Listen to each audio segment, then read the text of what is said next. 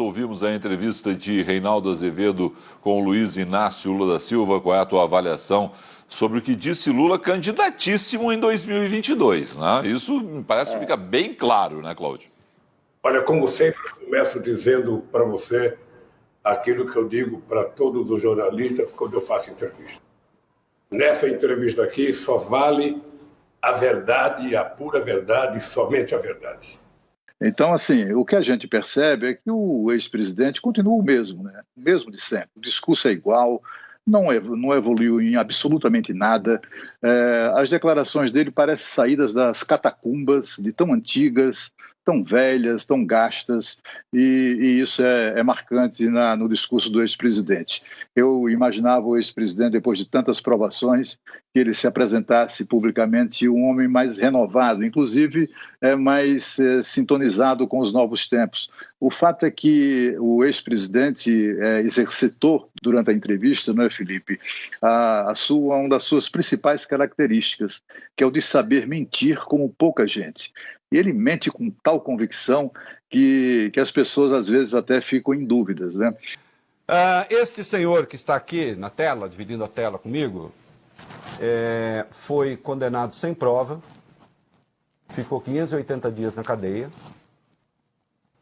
Em quais páginas da sentença do Moro estão as provas contra o Lula? Eu quero as provas contra o Lula, não as ilações contra o Lula. O Ministério Público denunciou uma coisa, tem que ter a prova. Não tem. E essa é a minha primeira pergunta. Eu digo sempre que eu tenho sempre a mão de Deus ou da minha mãe guiando meus passos, porque eu sou um homem que não costuma acumular ódio dentro de mim. E quando eu cheguei na cadeia, eu fiquei pensando, não é possível que essa gente tenha inventado uma mentira, sabe, sem prova nenhuma, porque não tinha uma vírgula. Eu tenho desafiado, Reinaldo, o mundo para mostrar uma prova de acusação contra mim. Ele mente, por exemplo, quando ele disse que foi condenado sem provas. Isso não é verdade. Aliás, há não apenas provas abundantes, como elas totalizam alguma coisa próxima de 3.000 itens de provas e indícios de culpa das acusações pelas quais ele foi condenado de corrupção e também de lavagem de dinheiro. As provas são robustas. Apesar da Polícia Federal ter invadido a minha casa sem mandado, ter revistado fogão, geladeira, colchão, ou seja, não ter encontrado nada, e não tiveram a sensatez de dizer para a imprensa, olha, não encontramos nada que a gente possa acusar o ex-presidente, não encontramos nada para acusar o filho dele, quebraram o portão da casa do meu filho. Ele mente quando diz que a Polícia Federal invadiu a casa dele. Não, a Polícia Federal cumpriu o mandado judicial. Mente quando diz que a Polícia Federal não encontrou nada. Não é verdade. Encontrou documentos de contratos de gaveta que o ligavam a negócios imobiliários escusos, etc., envolvendo, inclusive, pessoas ou interesses dos tempos que foi presidente. Eu e o Bush, na verdade, o Bush e eu, e mais o Rugital, nós criamos o G20 para tentar salvar a economia.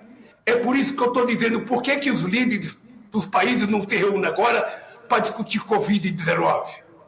Ele mente o tempo todo. Mente, por exemplo, quando diz que ele e o Bush criaram o G20, que é aquele grupo das 20 maiores economias do mundo. O G20 foi criado em 1999, muito antes da eleição do ex-presidente Lula e muito antes também até, e mais ainda, da eleição do presidente Bush. Eles não têm nada a ver com a decisão desse conjunto de países de criar esse grupo.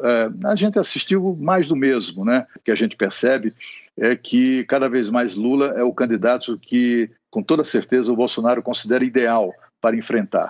É alguém que, ao contrário do que diz, é condenado, ele está condenado, inclusive. Ele será julgado em outros casos, há 7 processos de tráfico de influência, de corrupção, lavagem de dinheiro, formação de quadrilha, enfim, tem muita coisa ainda que o Lula precisa enfrentar adiante, ainda que esteja elegível para 2022.